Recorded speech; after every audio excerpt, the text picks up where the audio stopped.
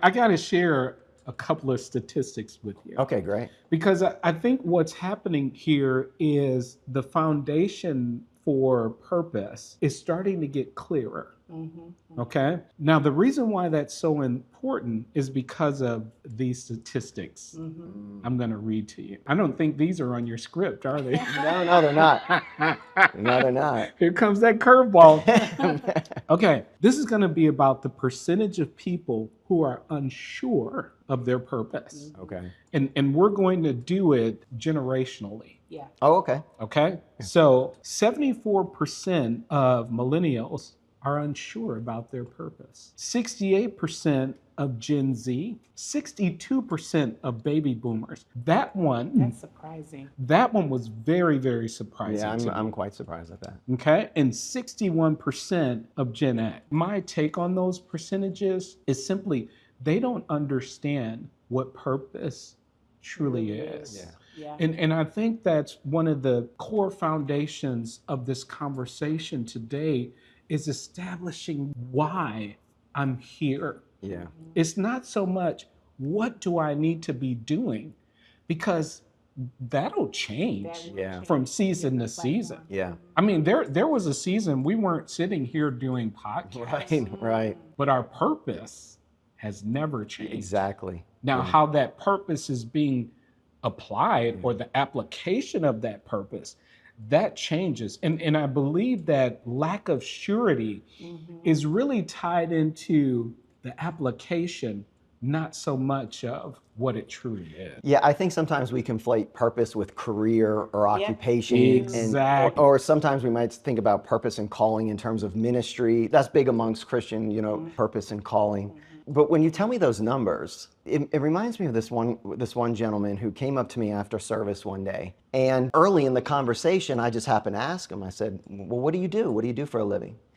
And he kind of put his head down in shame and said, well, I drive truck. I drive 18-wheelers. That's what I do. And I thought to myself, you just do that? Think about this. What if every truck driver right now in the country went on strike and said, for the next 3 months, we're not hauling any loads.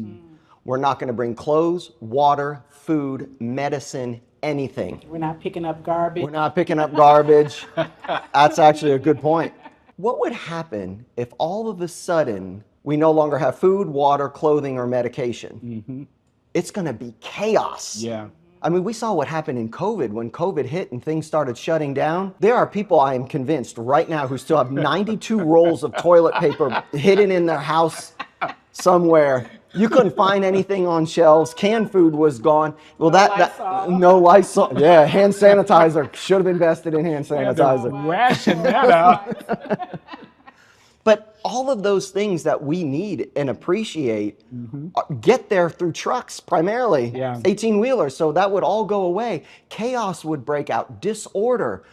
If that happened, is the chaos that's going on in that moment also going on in heaven? No, it's ordered.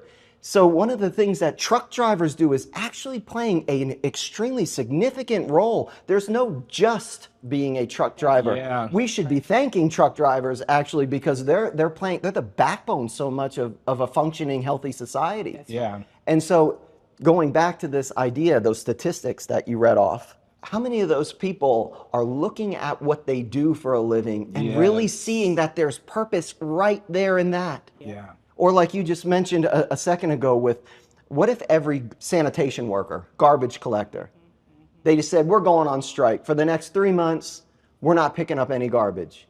Are you kidding me? In 2 weeks, we would have garbage piled as high as our house. That's right. And what does that breed? Sickness, Exactly. rodents. And so garbage collectors are playing a vital role in the functioning, ordered society. So here's what I encourage people to do. If they're struggling with purpose, they should stop right where they're at and say, how is what you're doing right now, even at your job, how is it somehow contributing to the ordered system where if you and all of your peers doing what you do disappeared, what would happen to society? Here's what I found, and this is the beautiful thing. People might say, Eric, you're a pastor and a teacher at a church, and you're really doing the work of the Lord. Well, in a sense, yes, but anything that you do that contributes to the beauty, the order, the justice of society is actually a spiritual act. There's really no difference between, here's the thing in Scripture, there's no difference between secular and sacred.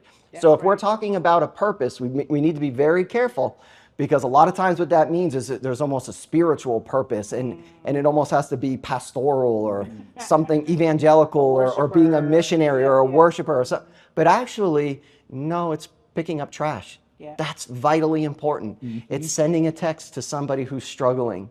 It's giving $50 to somebody who doesn't know where their next meal is coming from. It's all those little things that you're actually fulfilling your purpose. I think most people are fulfilling their purpose and they have no idea they're doing it.